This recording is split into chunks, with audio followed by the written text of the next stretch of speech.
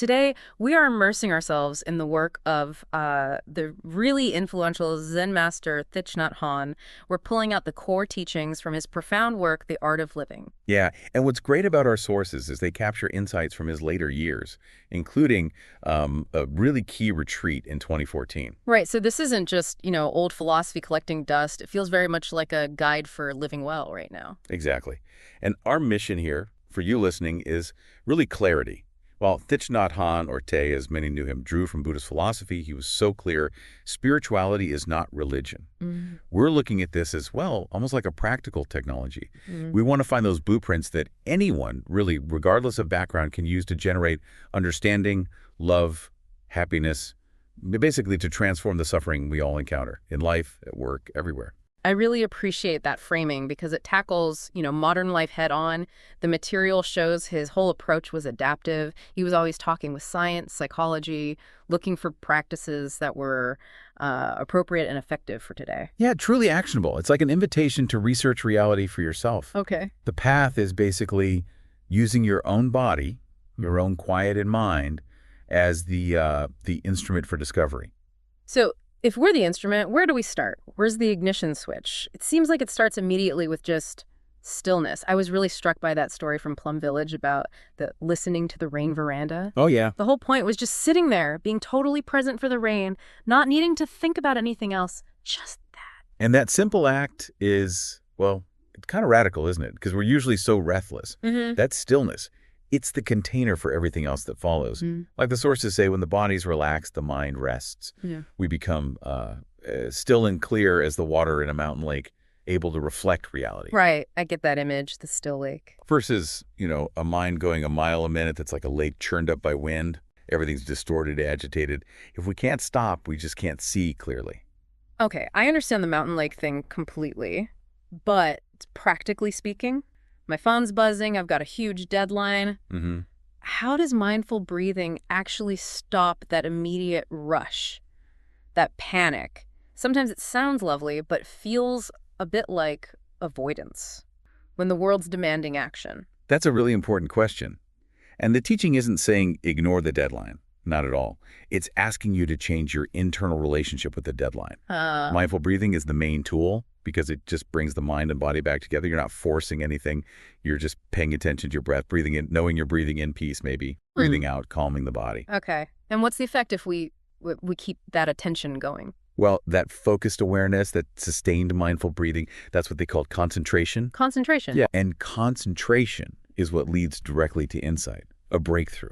A realization that brings, real peace and understanding. You're literally generating clarity, generating joy, just breath by breath, not waiting for things outside you to change. That clarity. Yeah. Okay, that feels like what we need to tackle the bigger stuff. Let's shift then to why we suffer so much in the first place. The teachings say the root of all this chronic anxiety, this struggle, comes from these wrong views we hold. And only that deep insight from stillness helps us see them and break free. Absolutely. There are three really fundamental ones that create this illusion of being isolated, cut off. The first is this idea of a separate self. Okay. Like there's this fixed thing called me, born at one point, dying at another, totally separate from everything else. That fear of loss, of being alone, it fuels so much suffering. And the second? The second wrong view is believing we are only this body. All right. Which leads to this intense fear of, well, impermanence. It limits our whole sense of continuation just to this physical form. We miss all the ways we're connected and how we actually carry on. Okay, separate self, only this body, and the third. Well, this one feels very modern, doesn't it? Especially in high-achieving cultures. It's the idea that happiness or love can only be found outside us, somewhere off in the future. Oh, yeah. Once I get the promotion. Exactly. Once I retire, once I find the perfect person, we spend our lives chasing, waiting. The present just becomes an obstacle. Yeah, that sounds familiar. So the whole practice is designed to kind of dismantle these fixed ideas. Precisely. And the solution is presented as the three doors of liberation.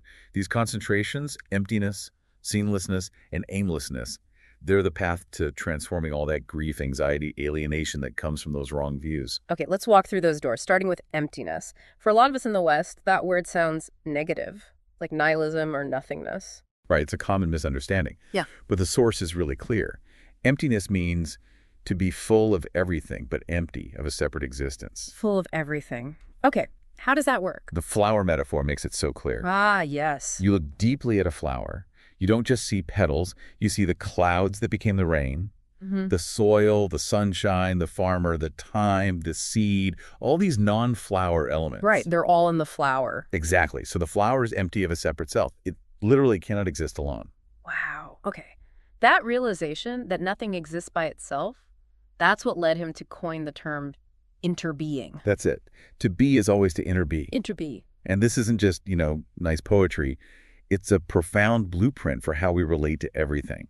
If we truly get that we inter-are with the planet, that the clouds are in the flower, well, our whole approach to the environment changes, doesn't it? Yeah, it's not us saving it from outside anymore. It's stopping self-harm. That's a huge shift. And biologists seem to echo this too. The source mentions Lewis Thomas.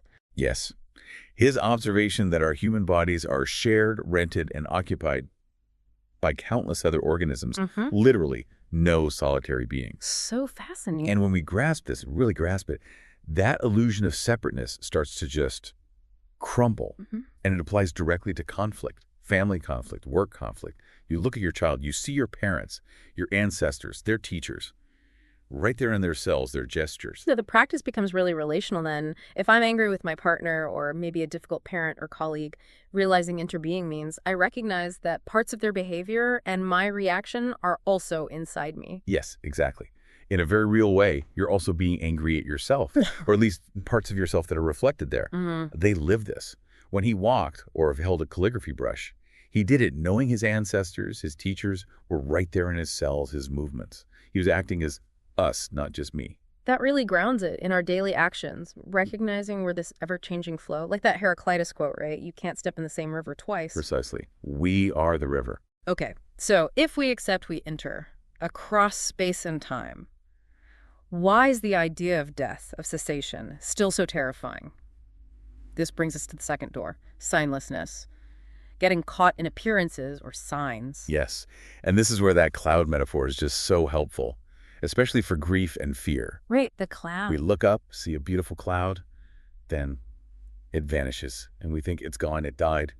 We get caught by the sign of its disappearance. But the teaching grounds this in science, too, not just philosophy. It does. The law of conservation of energy, basic physics, nothing can be created or destroyed, only transformed. So, something can never become nothing. Never. The cloud hasn't died, it's just changed form, it's become rain, maybe mist. Or, as they put it, the water in your teacup. Exactly. It's just playing hide and seek, as he said. That really reframes loss, doesn't it? If we get emptiness and signlessness, we see how a loved one actually continues. They aren't lost. They're still here, within us, in our energy, in the world. Which leads to one of the most powerful things he had ever said. He told his disciples, when he passed, put an inscription on his stupa saying, "I am not in here."